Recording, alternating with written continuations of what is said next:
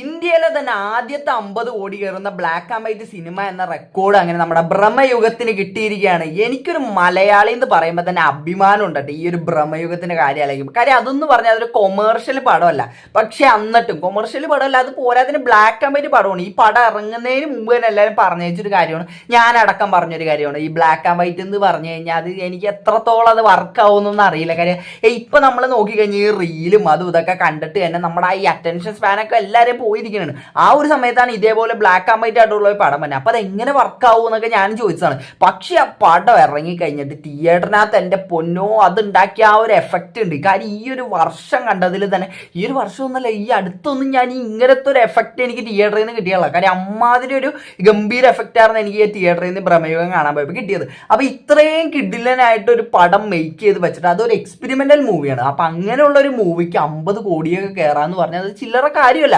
അപ്പൊ നമ്മുടെ മമ്മൂക്കേനെ നമ്മൾ എടുത്തു പറയണം. ആ കാര്യം ആ ഒരു മമ്മൂക്ക എന്ന് പറഞ്ഞാൽ ഫാക്ടറിന്റെ ആ ഒരു പ്രസൻസും ആ ഒരു ഫാക്ടർ കൊടുക്കുന്ന ആ ഒരു ഇതെന്ന് പറഞ്ഞാൽ ചില്ലറയൊന്നല്ല ആ ഒരു പടത്തിന്.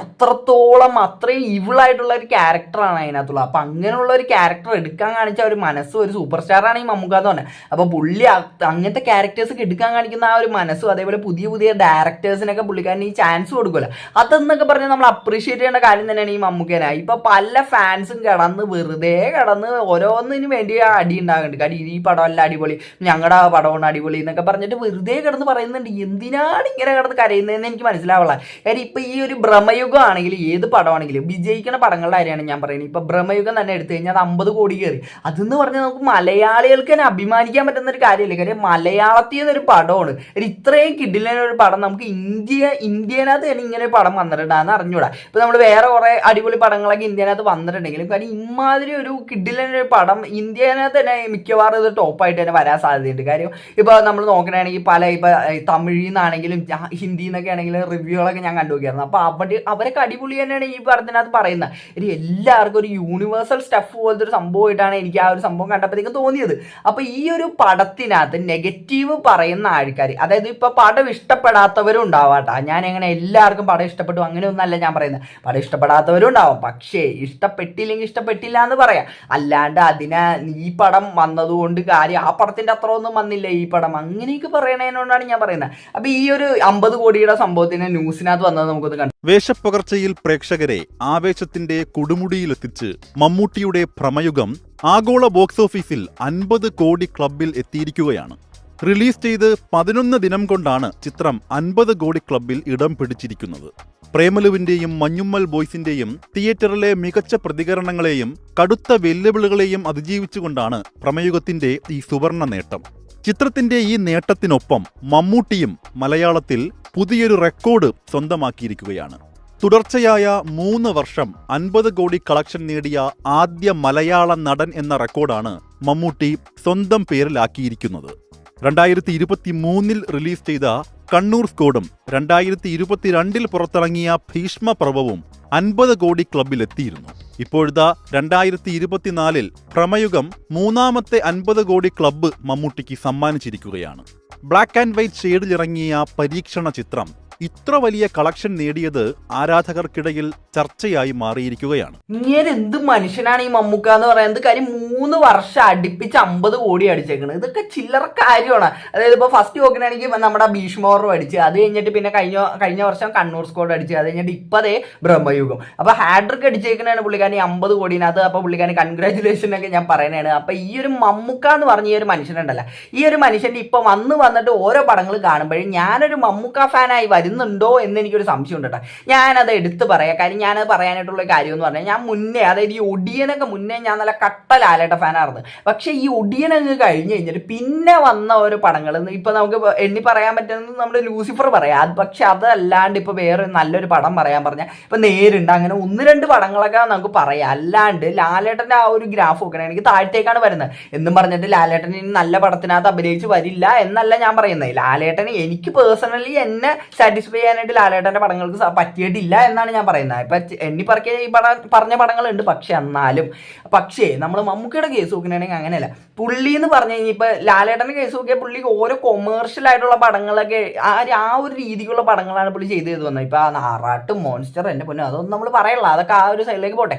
പക്ഷെ നമ്മുടെ മമ്മൂക്കയുടെ ആ ഒരു ഗ്രാഫ് എടുത്ത് നോക്കണമെങ്കിൽ പുള്ളിക്കാരെന്ന് പറഞ്ഞാൽ ഓരോന്ന് എക്സ്പെരിമെന്റൽ ആയിട്ടുള്ള സംഭവങ്ങളാണ് പുള്ളി ഓരോന്ന് ചെയ്തു തന്നെ. അല്ലെങ്കിൽ അഭിനയ പ്രാധാന്യമുള്ള സംഭവങ്ങളും അതേപോലുള്ള കാര്യങ്ങൾ ശരിക്കും ഒരു നടൻ എന്ന് പറഞ്ഞാൽ അങ്ങനെ ആവണമെന്ന് ഞാൻ പറയുന്നത്.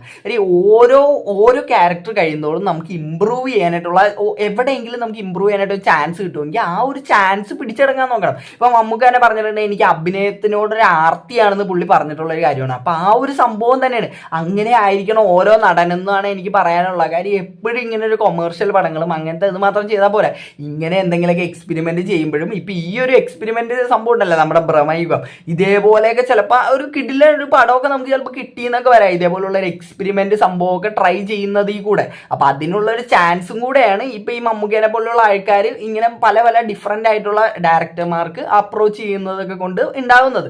അപ്പൊ ഇതേപോലുള്ള എല്ലാവരും പുതിയ പുതിയ ഡയറക്ടേഴ്സിനും ചാൻസ് കൊടുത്ത് അതേപോലെ തന്നെ എക്സ്പെരിമെന്റൽ മൂവീസ് ഒക്കെ ട്രൈ ചെയ്യാൻ നോക്കിക്കഴിഞ്ഞാൽ നമ്മുടെ മലയാള ഇൻഡസ്ട്രി ഇനിയും വളരുമെന്ന് തന്നെ എനിക്ക് പറയാനുള്ള. ഇപ്പൊ നമ്മൾ ഈ ഭ്രമയുഗം ഇറങ്ങിയേക്കുന്ന പടങ്ങൾ, അതായത് ഇതിന്റെ കൂടെ ഇറങ്ങിയേക്കുന്ന പടങ്ങൾ നോക്കിക്കഴിഞ്ഞാൽ മഞ്ഞുമ്മൽ ബോയ്സ്, അതേപോലെ നമ്മുടെ ഇത് പ്രേമലു ഒക്കെ കിട്ടില്ല പടം ഓർന്നിട്ടാ, ഒന്നും പറയാനില്ല. കാര്യം അമ്മാതിരി കൊമേഴ്ഷ്യൽ പടമാണ് പ്രേമലു എന്ന് പറഞ്ഞാൽ, ചിരിച്ചിരി മണ്ണ് പോയ പടമാണ് പ്രേമലു. അതേപോലെ നമ്മുടെ അന്വേഷിപ്പിങ് കണ്ടെത്തും, അത് ഞാൻ കണ്ടിട്ടില്ല, അതിനെപ്പറ്റി ഞാൻ പറയാനുള്ള. പക്ഷെ അത്യാവശ്യം നല്ല റിവ്യൂ ഒക്കെ കേട്ടൊരു പടമാണ്. മഞ്ഞുമ്മൽ ബോയ്സും അത്യാവശ്യം നല്ല റിവ്യൂ ആണ് കേട്ടത്. ഇത്രയും പടങ്ങൾ നിൽക്കുക, ഇത്രയും അടിപൊളി റിവ്യൂ കേട്ട പടങ്ങൾ നിൽക്കുകയാണ് നമ്മുടെ ഭ്രമയുഗം ഇറങ്ങിയത്. അപ്പൊ ഈ ഭ്രമയുഗം ഇറങ്ങി കഴിഞ്ഞിട്ട് ഭ്രമയുഗം മഞ്ഞുമ്മൽ ബോയ്സ് അത് കഴിഞ്ഞിട്ടാണ് ഇറങ്ങിയത്. പക്ഷെ എന്നാലും ഈ ഒരു ഗ്യാങ്ങിനിടയ്ക്കാണ് ഇത് ഇറങ്ങിയത്. അപ്പൊ ഈ ഒരു സംഭവം ഇറങ്ങിയപ്പോഴത്തേക്കും അങ്ങനെ എല്ലാവരും വിചാരിച്ചിരുന്നതെന്ന് പറഞ്ഞാൽ, ഇറങ്ങുന്നതിന് മുമ്പ് ഞാനടക്കം വിചാരിച്ചിരുന്നതെന്ന് പറഞ്ഞാൽ ഇത് ചിലപ്പോൾ കുറച്ചാളൊക്കെ ഓടും, അത്യാവശ്യം നല്ല റിവ്യൂ ഒക്കെ കേൾക്കും, പക്ഷെ പിന്നെ അത് പോവും എന്നാണ് ഞാൻ വിചാരിച്ചിരുന്നത്. പക്ഷെ അതൊക്കെ നമ്മുടെ ചിന്തകളെല്ലാം മാറ്റിമറിച്ചുകൊണ്ട് ഇത് 50 കോടി ക്ലബിനകത്തേക്ക് കയറി. ഇതിനുള്ള സ്റ്റഫ് ഉണ്ട് അത്, പക്ഷെ അത് ആൾക്കാർ അത് ഏറ്റെടുത്തു എന്നുള്ളതാണ്. കാര്യം ഞാൻ വിചാരിച്ചില്ല എല്ലാവർക്കും അത് ആക്സെപ്റ്റബിൾ ആവും എന്ന് ഞാൻ വിചാരിച്ചില്ല, പക്ഷെ അത് ആക്സെപ്റ്റബിൾ ആയി. അത് ഒരു നല്ലൊരു കാര്യം തന്നെ. കാര്യം നമ്മുടെ മലയാള ഓഡിയൻസ് ഇമ്പ്രൂവ് ചെയ്തു എന്നാണ് അതിന്റെ അർത്ഥം. അപ്പൊ ഇനി ഇതിന്റെ അടിയിൽ വന്ന കുറച്ച് കമന്റുകൾ ഉണ്ട് കേട്ടോ, അതൊന്നും നമുക്ക് നോക്കാവേ. അത് കണ്ടപ്പോഴത്തേക്ക് എനിക്ക് തോന്നി ഇവറ്റകൾക്കൊക്കെ എന്തിന്റെ ഇതാന്ന് എനിക്ക് തോന്നി. ഈ കൂതറ സിനിമ ഇന്ന് ഞാൻ കണ്ടു, ഇന്നലെ OTTയിൽ വേറെ ഒരു കടൽ കിഴങ്ങന്റെ സിനിമയും കണ്ടു. ഈ 2 കിഴങ്ങന്മാർ മണ്ണലിഞ്ഞാൽ മലയാള സിനിമ മണ്ണലിയുമോ അതോ ഉയരത്തിലെത്തുമോ? ഇവനൊക്കെ ഏതാടേ? അതായത് ഇത്രയും പ്രായത്തിൽ ഇമാതിരി കിടിലം പടങ്ങളൊക്കെ തരുന്ന ആൾക്കാരാണ് ഇവര്.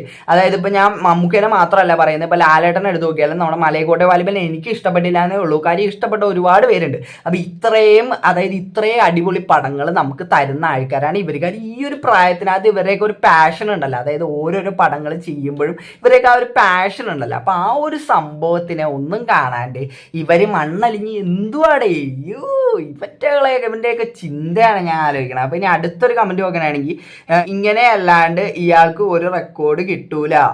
അടിപൊളി, ഇത് ബ്ലാക്ക് ആൻഡ് വൈറ്റിന്റെ റെക്കോർഡിന്റെ കാര്യമാണ്. അപ്പൊ ഈ ലൈഫിൽ ഇതും നഴ്സറി പിള്ളേര് വരെ 50 കോടി അടിക്കുന്ന ടൈമാണ്.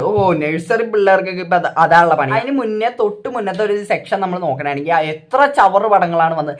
പടങ്ങളൊന്നും ഇറങ്ങണ പോലും അറിയണ്ടായില്ല, ഇറങ്ങും പൊട്ടും പോവും, വേണമെങ്കിൽ ഓരോ കേക്ക് മുറിക്കും, അതറിഞ്ഞ് നടന്നിട്ടുണ്ടെന്ന് വെച്ചാൽ. പക്ഷെ ഇപ്പോഴാണ് ഇതേപോലത്തെ കിടിലം പടങ്ങൾ മലയാള സിനിമയുടെ തന്നെ സുവർണ്ണ കാലഘട്ടം എന്നൊക്കെ പറയാം. കാര്യം ആഴ്ചയിൽ ഇറങ്ങിയ എല്ലാ പടവും കിടിലം പടമായിട്ടുണ്ട്. അപ്പൊ ഇത്രയും കിടിലം പടങ്ങൾ വരുമ്പോഴേ ഇവന്മാരുടെയൊക്കെ ഇവനെയൊക്കെ ഫാൻസ് ആണെന്ന് ഞാൻ പറയാനുള്ള, ചിലപ്പോൾ ഫാൻ ആയിരിക്കാം അല്ലായിരിക്കാം, പക്ഷെ എന്താണെങ്കിലും നോക്കണമെങ്കിൽ ഭ്രമയുഗം നിർമ്മാതാവ് ജീവിക്കാനായി തട്ടുകട നടത്തുന്നു, കുറച്ച് മാസം കഴിഞ്ഞ് ഇങ്ങനെ ഒരു വാർത്ത കേൾക്കാം.